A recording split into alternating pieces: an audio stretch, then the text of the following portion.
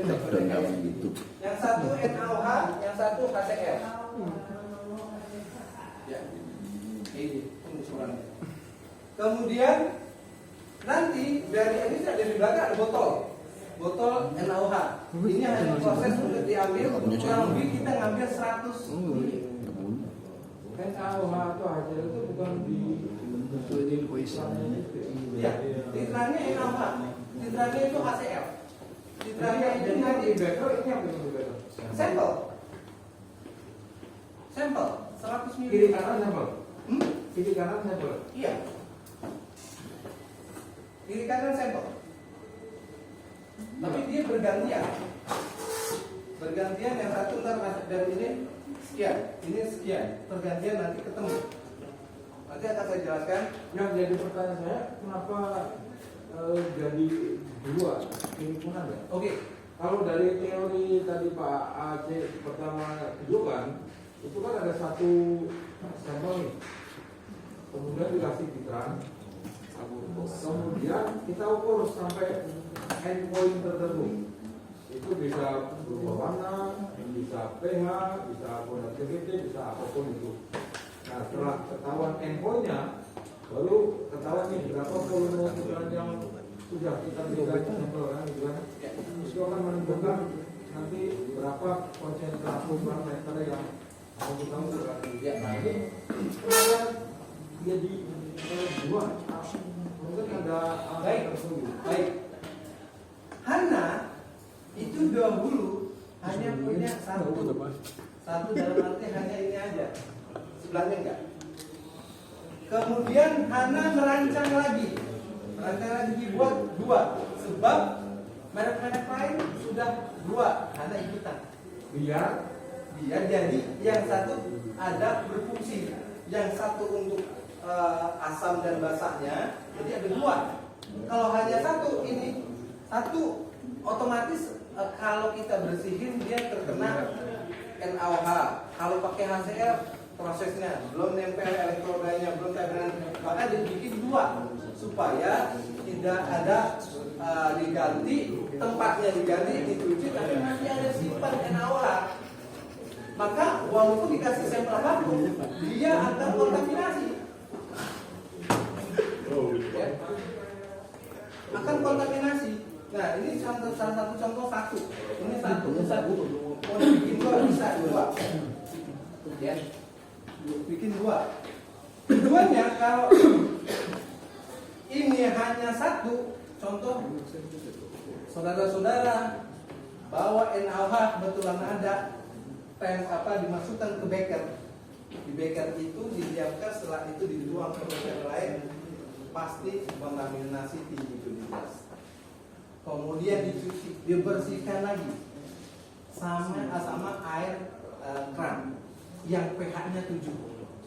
Dibersihkan. Setelah dibersihkan, dibuang, diisi lagi semen. Ternyata masih tinggi. Tuh NaOH itu paling luar biasa. Rata-rata 7, pH-nya 7, 6, 7. Itu jika pakai NaOH yang udah dicuci masih aja. Makanya akhirnya hanya dibikinlah dua. Jadi supaya tidak diganti-ganti. Hanya Pak, itu berarti kalau sekali pengukuran sampelnya jumlahnya sama, itu kita isi kanan kiri. Ya, satu saja. Yang satu untuk NaOH, yang satu buat HCl. HCl dan NaOH berarti kan bergantung sama dia punya bulet, sama tabung di belakang kan. Ya itu nanti kan dia titrasinya meneteskan, satu meneteskan NaOH, yang salah satu meneteskan HCl, kan begitu. Lalu pertanyaan saya, apakah kedua beker itu adalah berisi sampel yang sama atau bagaimana? Bisa sama. Bisa sama. Sama. Dia pengen tahu namanya analisis. Ternyata dia pakai sampel yang sama, pakai NaOH, dapatnya sekian. Contoh lagi, pH kontrol kita setting rata-rata 77. Yang apabila airnya itu sampelnya asam, maka basah ya kan, sampai 7 pelan. Dan settingannya yang satu yang basah juga sama, apabila settingnya 777 maka dia akan berjalan terus. Teorinya gitu. Nah, kemudian apabila kita settingnya 7, umpamanya asal 7, kemudian lagi settingannya 9, posisinya air ini netral 7 basah. Netral 7 sebenarnya masuknya ke basah, tapi dia pengennya 9. Maka dia akan mengumpulkan basah dulu. Ini pun sama. Apabila kita kepengen cenderung kepada yang basah, kemudian yang tadinya asam ditembak lagi, biasanya digunakan seperti soda kue. Soda kue itu pH-nya kalau kurang lebih 8 sampai 9 soda kue. Lebih cenderung basah. Kemudian kita kasih basah lagi pakai NaOH. Tambah naik. Settingannya sedikit karena menginginkan pH-nya 9. Maka dia terus karena settingannya. Itu pun sama. Maka yang baik adalah perbandingan terbalik. Jika sampelnya asam, maka basah yang keluar. Dan sebaliknya, jika basah sampelnya, maka asam yang keluar. Teorinya begitu. Baru nanti dapat dari grafik. Di grafik ini perpotongan dia akan ada tanda silang, ya. Silang ini, itulah selesai. Bukan mengandalkan kita stop, bukan apa, dia diproses langsung. Nah, di situ nanti ada settingnya disebut dengan 0,1 NaOH. Makanan ini kita tidak tahu kandungannya gimana, kita tidak tahu. Maka dikasih NaOH, prosesnya pH-nya sampai berapa untuk mensuplai nanti minuman ini ditambah dengan gula tambah ini akan dikasih berapa? Itu tujuannya. Lalu misalkan Pak, dari situ kita sudah mempunyai data, katakanlah NaOH-nya kita tetap sekian mili. Ya, dari data itu misalkan. Lalu itu apa hubungannya dengan dari angka itu apa yang kita dapat? Angka itu. Iya. Dari tetesan katakanlah 2 mili itu apa makna tetesan yang 2 mili yang kita titrasi itu terhadap sampel? Pada intinya untuk titrasi yang model lama sama model yang status sekarang, pertama hanya mempercepat cara penggunaan prosesnya, tidak lama. Kalau itu sangat lama. Yang kedua, dia lebih sensitif, lebih akurat. Enggak, maksud saya katakanlah dapat angka 2 mili tetesan titrasinya untuk NaOH-nya diteteskan 2 mili. Apa makna 2 mili terhadap sampel yang kita ukur? Ya, 2 mili sampel itu nanti ukur untuk yang dia skala besar. Iya, skala besar. Nah, artinya kan begini, itu berarti kan ada sesuatu yang kita pengen tahu dari sampel itu. Makanya kita titrasi. Ya. Jadi kalau kita titrasi dapatlah angka 2 mili. Itu maknanya apa terhadap sampel yang kita uji itu, betul maksud saya? Ya. Kalau itu tujuannya kan di situ nih. Untuk menentukan sesuatu kandungan yang ada di sampel itu. Jadi kalau pengalaman saya, kita hanya di-planning sama orang luar karena sebatas pengukuran dapatnya sekian, kemudian volumenya sekian. Nah, kemudian kita di luar, hasil dari 2 mili berarti hasil dari proses titrator mendapatkan 2 mili, kemudian mendapatkan kalau NaOH itu kurang lebih pakai Newton, umpamanya dapatnya 0,1, volumenya sekian, pH-nya sekian, dan sudah lengkap, maka prosesnya untuk ke daerah produksi. Sampai situ kita juga nggak tahu. Yang lebih tahu orang analisis sendiri, ingin mendapatkan sekian. Itu hanya untuk titrasi orang analisis sendiri, hanya mempercepat penggunaan dari Nah, filtrasi menjadi bagus. Batas itu kita sendiri juga nggak tahu yang menginginkan secara apa 2 mili apa. Tapi sepengetahuan saya di Mayora itu 2 mili prosesnya nanti dari untuk makanan ini dikasih sekian 200 liter sampai 200 liter, kemudian dikasih lagi yang sekian kelipatannya itu. Ini dengan 100 mili sampel tambah ikan NaOH dapatnya sekian, kemudian mendapatkan sekian ton hasilnya. Kalau itu ada yang disebut dengan asid, kemudian yang ada basah, nanti ada data-datanya semua di sini kita praktekkan kemudiannya di hari ini. Jadi kalau di laut ya kan ada kendala itu di situ juga ada filtrasi juga. Proses filtrasi itu semestinya di ada istilah ya kemudian ditetesan apa nah itu nanti ada endpoint itu adalah pembahasan dari ingredient menjadi suhu. Nah itu kan ketahuan nih secara berapa yang bisa saya timpakan dengan ini. Nah itu nanti itu korelasinya adalah protein sekian dari ini kawan. Karena kadar itu kan untuk analisa nitrogen di sampel.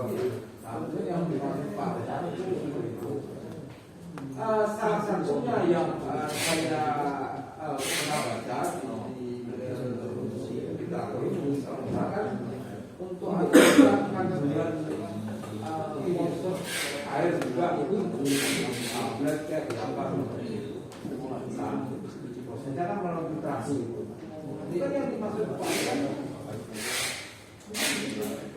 Iya, apa yang kita hasilkan? Nah, itu kan apa sih yang mau kita ketahui dari sampel ini melewati filtrator ini? Oke, kalau di situ kan ada HCl, ada NaOH, kemudian posisi sensornya bisa maka hasil keluar, menghasilkan pH-nya sekian, kemudian sekian mili, posisinya ada sekian, kemudian dapatnya sekian. Data sudah terserap semuanya, maka si sampel tersebut kandungan NaOH-nya itu dapatnya 0,1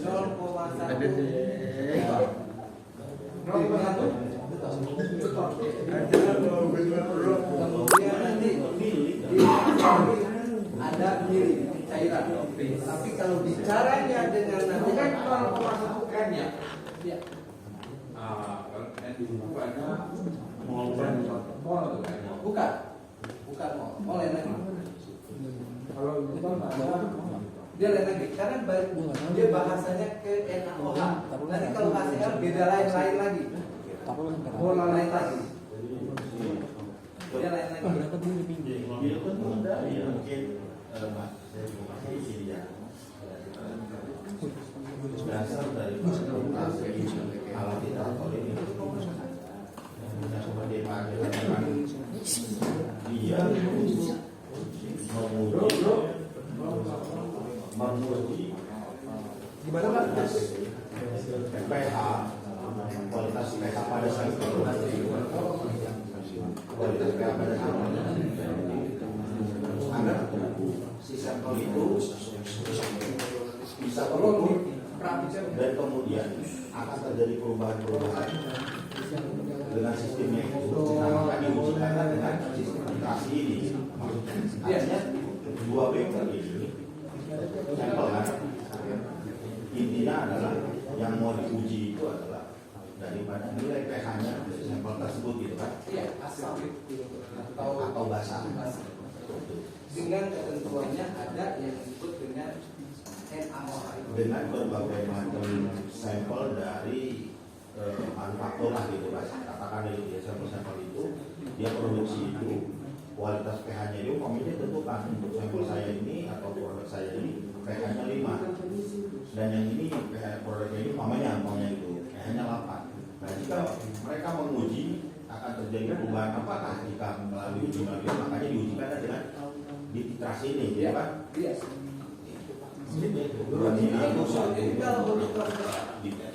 Kalau menurut saya ini ya kita mesti bergerak dari dasar. Pertama kita mesti tahu dulu apa sih artinya titrasi. Belum mana titrasi itu sendiri. Lalu apa yang kita dapat dari hasil titrasi itu?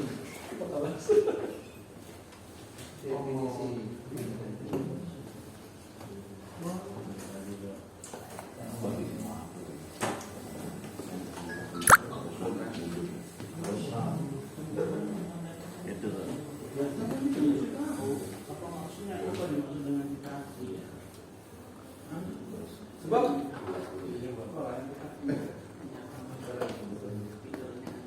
Definisi. Dari awal tadi ya, itu dia. Gedein karet. Titrator adalah alat penentuan jumlah zat kimia dalam sampel dengan mengontrol penambahan reagen atau zat dengan konsentrasi yang diketahui berdasarkan reaksi kimia antara zat dan reagen ke titik akhir yang dapat dideteksi dengan tepat. Pada dasarnya kalau model lama kan organik buret, Ya. ketepsin, Ya. ini ada bergerak, kemudian dari perubahan warna, Tapi kita ada yang ada perubahan warna, di bawah lagi. Di bawah ini.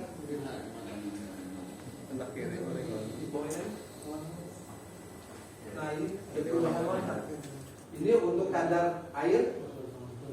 Di atas perubahan dari proses kimiawi. Ininya ini. jadi bentuknya bukan cuma warna, bisa pH, bisa warna. Tapi dia enggak dipisah. Dia untuk pH dan elektrodenya tidak sama. Elektroda tidak sama, lain. Kalau sudah bicara dengan elektroda pH, maka berdasarkan adalah pH asam dan basa yang dikejar. Tapi kalau sudah bicara dengan model volumetric calorimeter titrator untuk kadar air, kemudian untuk yang kadar warna, untuk warna itu berbeda. Kalau nomor 2 automatic titrator system atau potential meter itu 901 902 barangnya dia berpatokan dengan elektroda pH. Jelas yang dikejar adalah asam dan basa. Yang dikejar pH-nya sekian, maka volumenya akan sekian begini. Walaupun kita tambahin pH-nya gitu, dia akan harus bisa sesuaikan berapa mili. Intinya itu yang dikejar. Lalu gini Pak, kalau kita lihat dari definisi itu, berarti titrasi itu dibagi dengan 3. Untuk di mana? Untuk mana? Iya, coba lihat yang di atas apa? Nah itu kalau volumetric. Nah, udah tuh yang kedua ada potensiometer atau otomatis titrator. Lalu yang ketiga ada satu lagi volumetric. Nah, ini bedanya apa Pak? Makanya kalau di hari sebenarnya banyak ya titrator. Kita diambil hanya 3 aja yang umum ya dibagi ini. Makanya saya tidak akan menjelaskan itu, tidak akan saya bawa hal ini karena khususnya pakai yang ini. Dia nggak sampai waktunya pun nggak bakal sampai selesai. Satu aja sulit. Nah, kalau yang model volumetrical besar titrator ini biasa digunakan memakai AI 903 ya atau yang barunya 933. Dia pakai sistem pewarna, tembakan warna. Harus ditambah chemical, harus dari putih menjadi kuning, setelah kuning proses lagi menjadi putih. Putih, kuning, putih. Prosesnya ini. Volumetric bisa titrator. Nah, maksudnya ini dipakai. Yang ketiga itu buat saya mesti jelas. Dalam arti gini, untuk menentukan kalau misalnya saya datang ke customer, saya bisa menawarkan apakah yang model 1, model 2 potensiometer atau model 3 untuk kalorimeter gitu loh. Ya. Kalau saya nggak paham ini, bagaimana saya bisa menawarkan? Ya, jadi kita hanya berpatokan kepada pengukuran kadar aja, kadar airnya. Proses nanti itu proses setelah ada pembeliannya, kemudian setelah itu baru ada aplikasi. Yang penting kita mengukur untuk kadar air di dalam sampel adalah yang ini. Intinya hanya itu, tidak ada yang lain. Iya, untuk kadar air. Kemudian untuk yang turbometrik ini untuk yang lebih cenderung ke asam. Asam. Dan elektronnya mudah beda-beda. Dan saya tidak akan menjelaskan yang nomor 3 maupun nomor 1, jelaskan itu, karena akan beda. Ini jauh sekali. Jauh, karena dia memakai ion. Dia akan mengion dari proses elektrodanya kurang lebih seperti kayak gini. Terus nah dia mengeluarkan ion. Boleh Pak, jadi artinya yang nambahin arus tadi artinya dengan nomor 2 itu Pak merupakan melakukan pengukuran tingkat keasaman. Nah dengan tipe yang 901 902 dengan itu namanya metodenya potensiometer larutan. Nah yang tadi itu tidak. Nah kemudian yang ketiga perubahan dari asam ya itu ya dengan basic pH, nilai pH itu yang 902 yang ini. Nah kemudian yang ketiga dari penentuan kadar air, berarti si sampel itu yang mau kita uji kadar airnya berarti kan. Yang satu di atas tadi yang berarti yang nomor 1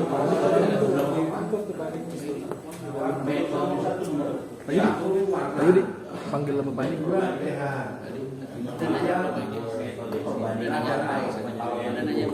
Berarti kalau dia bentuknya kolorimetri dia bisa jadi sampai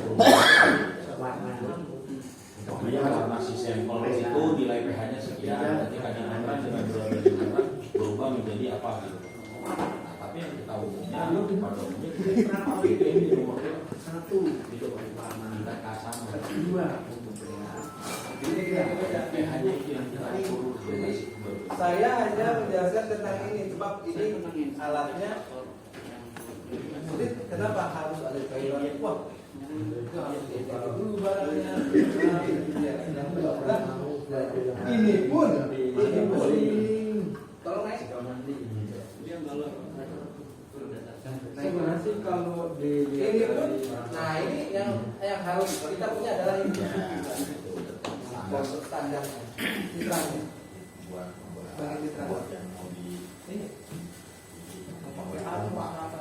kalau melihat keterangan dari itu berarti otomatis indikator ini merupakan alat yang digunakan untuk melakukan pengukuran tingkat keasaman saudara-saudara. Itu thermometer. Betul. Tapi kan gini Pak, pada saya Buat literasi doang. Literasi yang kita dari jadi buffernya tuh, buffernya awal sampai HC gitu. Jadi kalau misalnya nilainya udah literasinya udah stabil, sama dia musim gitu loh. Terus kalau pH kan kita cuma ngukur nggak tahu pH-nya. hasilnya stabil. Nah, berarti kan stabil. Iya, jadi kan begitu kita literasi kan dia pasti stabil tuh. Nitrat, dia sampai stier, nitrat, airnya kan naik tuh. Terus atau macet atau basah gitu. Tapi begitu dia udah stabil, itu ada reaksi dari kimianya ke reagen dia kan biasanya stabil berhenti langsung. Itu hasilnya nih. Langsung ada wording filtrasi komplit. Setelah itu lanjutannya apa? Nah itu ada lagi hitungannya, hitungannya mungkin Mau menghasilkan produk apa setelah kita tapi kan dia butuh misalnya literasi kan buat jatuh nah wahnya sekian kan dia sekian dia kan bisa literasi Yang jelas ini begitu disetting 100 mili terus 100 mili campurannya itu dijadikan rumus. Yang maksudnya masih program. kan dia seperti itu. Jadi nanti kalau udah ketemu nih nanti hasil itu dibawa ke produksi Itu lah ya. Seperti itu. iya seperti itu. Lu ngapain? Pak Aceh, Pak Ading mau nanya. Enggak itu aja. Buatnya apa gitu? Cintakan padi apa? Dua pertanyaan. Kalau tadi Pak Suradi satu. Pak Aceh, Pak Ading mau nanya. Dua pertanyaan dua, jadi dua nunjuknya dua. Kalau Suradi satu, jadi nunjuk segini saya dua. Yang pertama Pak, kita berkaitan dengan produk Hana. Ini saya karena awam banget, pakai awam banget. Ini ada pertanyaan dari rekan saya, nanti rekan saya namanya Pak Yudi Selistia akan melanjutkan. Jadi gini, ada permintaan alat titrator dari merek lain, misalnya Mettler, Carl Fisher gitu ya. Carl Fisher kan selain merek juga metode ya. Lalu kalau dikasih pembanding merek Metal Botoero model ini, komparasinya dengan merek Hana apa gitu ya. Itu kan yang penting, karena kita ada orang minta metal kan, kita nggak mungkin tawarin merek, kita akan tawarin Hana. Nah, nanti Yudi akan menambahkan modelnya, dia lebih paham. Yang kedua, karena Yudi dari kemarin nggak ada aja, jadi saya ngomong. Nah, yang kedua adalah saya pernah dulu Transito Tama punya titrator dari India ya Pak. Oh iya. Yang jadi masalah adalah kok bisa kok iso gitu ya. Pada saat proses titrasinya di dalam perpipaannya selang-selangnya itu ada gelembung udara, sehingga volume ataupun jumlah yang disuplai yang ditetes itu nggak akurat. Apakah di Hana pernah terjadi dan bagaimana mengantisipasinya gitu Pak? Karena kan jadi berkaitan dengan keakuratan hasilnya ya. Gitu. Nah, bubble-nya tuh gimana, kenapa bisa terjadi gitu pada sebuah instrumen titrator. Nah, Yudi, modelnya apa? Merek lain. Iya, itu dia. Makanya kan saya tanya apakah pernah terjadi di Hana dan bagaimana mengatasinya. Itu supaya ini gitu ya Pak. Pak sekalian nomor Pak. Jadi Miring. menindaklanjuti peding. Coba. Saya rekam lagi. Yang ditanya pada titrator tadi, kemarin ada yang nanya customer. Jadi dia pembandingnya itu Mettler, ya kan? Ini titrator untuk acid base, acid. Nah, yang suspek ini terus bisa nggak itu ada nggak yang sama dengan Hana? Nah, terus saya pernah tanya ke rekan lah ya, apa ini benar atau salah nggak tahu ya. Intinya titrator Hana itu kadang agak, maaf ya Pak ya, agak meragukan. Perkataannya pernah dibawa ke customer, sambil di sana nggak bisa buat ukur sampel tersebut. Nah, itu mohon penjilis ini. Ini ada satu kejadian, ini ada salah kepahaman. Kejadian dan ada salah paham. Contoh, ada rekan kita untuk titrator, jual titrator, dan kemudian diukur. Setelah diukur ternyata kata itu salah pengertiannya lagi, nanya ke sini bahkan ke tempat yang lain bisa ternyata pas udah mau dibeli udah dipegang bisa. Teorinya gitu. Kemudian kalau pertanyaannya Mas Yudi maupun Pak Adi, kalau sudah bicara dengan kata-kata asam udah jelas, yaitu berarti titrator sistem itu udah berhubung dengan asam basa udah ketemu selentingan, walaupun kita sambil jalan titrator asam udah jelas. Nah, kalau sudah bicara dengan kata-kata kadar air itu baru obrolan fisik, kadar air jelas adalah ini. Kemudian kalau sudah bicaranya dengan adanya seperti minuman atau susu atau segala macam, ada asam tetapi cenderung kepada pewarna. Dari benih dikasih pewarna harus benih lagi. Nah, itu dia. Dan kebalik ini. Kebalik. Teorinya ini. Jadi kita mengetahui untuk ukur seperti susu atau yang lain pakai tipe HI 903. Nanti kemudian untuk kadar air berapa kadar airnya dari sampai 100%. Kemudian kalau yang paling atas itu dia membentuk ion. Seperti contohnya mengukur oli.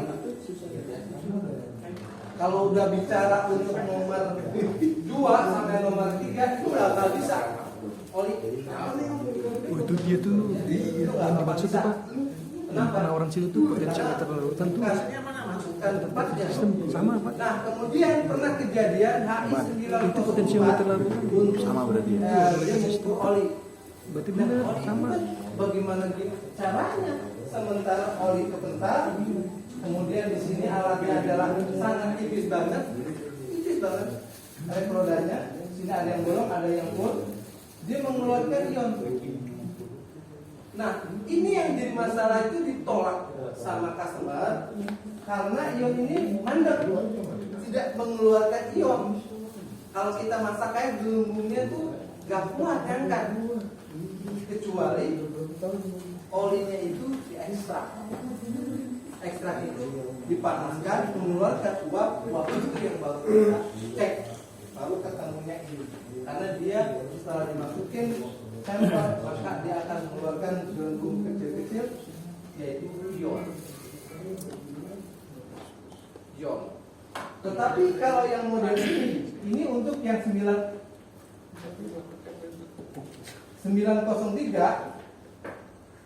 yang untuk 903 dia berbentuk ini ada seperti ORP, elektroda ORP. Dia mengeluarkan untuk sinyal. Mengeluarkan sinyal. Tapi dia kalau pH ini ada KCl, tapi kalau dia tidak ada hampa cairan. Ya, hampa cairan. Diproses dan mengeluarkan sinyal-sinyal, kemudian diserap, udah ada bagian strip kecil banget. Baru kamu dapat hasil. Nah, kemudian kalau untuk mengukur untuk yang asam amino dan seterusnya, kita ada sesuai dengan reference. Ya, reference ada tipe-tipenya, kita ada semuanya, tapi kita tidak bahas hal itu, hanya sekedar informasi aja bahwa di sana itu ada 3 bagian yang harus disasarkan aja. Tapi saya fokus pada yang nomor 2 automatic integration system model yang ini yang 904, ini untuk yang 903. Ya. Ini elektrodanya ini, kemudian ini mau jelas pH yang untuk 901 maupun 02. Nah ini. Jadi intinya kenapa kalau poli nggak bisa jelas karena dia mengeluarkan ion percikan-percikan kalau itu strum mengeluarkan. Tapi jelas nanti kalau diketemuin air dipakai dia akan mengeluarkan molekul-molekul ion-ion. Nah ini dia. Kalau dia menyerap karena ada kandungan seperti kadar asam atau basanya, tapi dia akan disuplai dengan cairan lagi supaya dari putih kuning kemudian jadi putih lagi pakai sistem sinar. Tapi kalau yang ini jelas asam dan basa. Jadi intinya kalau yang saya katakan ini adalah bijarnya adalah asam dengan volume isinya adalah sekian mili, ya sudah dapat hasilnya dalam intinya itu.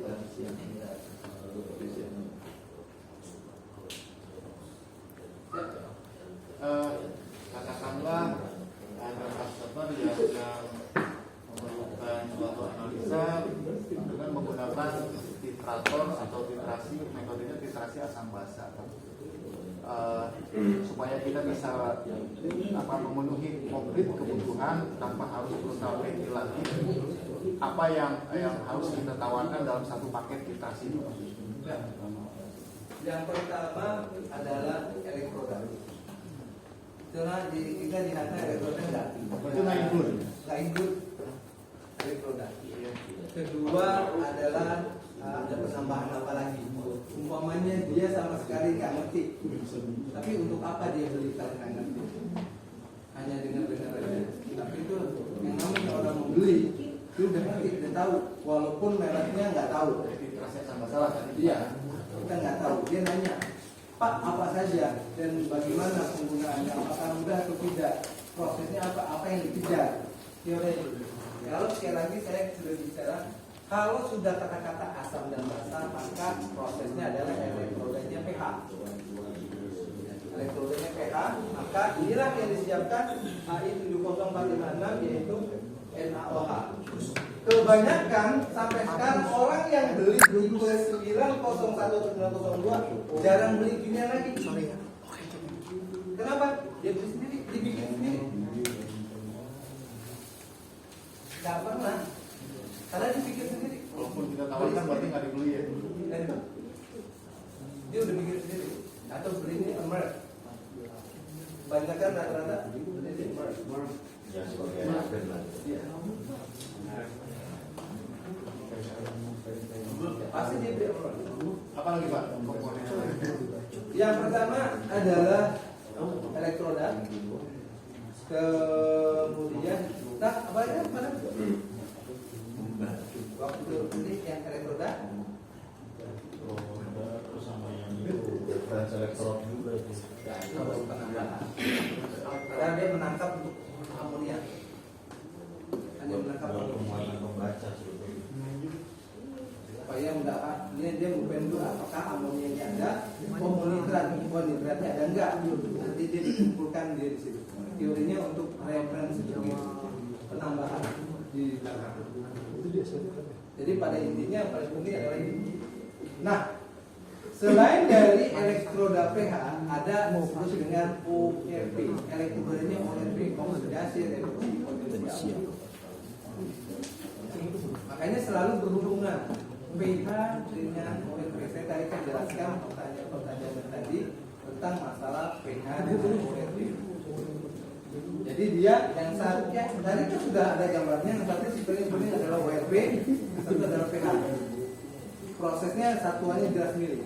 ORP itu apa sih Pak? Oksidasi reduksi potensial itu singkatannya. Proses penghasilan proses yang berubah. Potensial itu selalu berubah. Kalau di elektronik potensial buat gedein, kecilin, diputar-putar berubah. Oksidasi proses reaksi itu dia satuannya pasti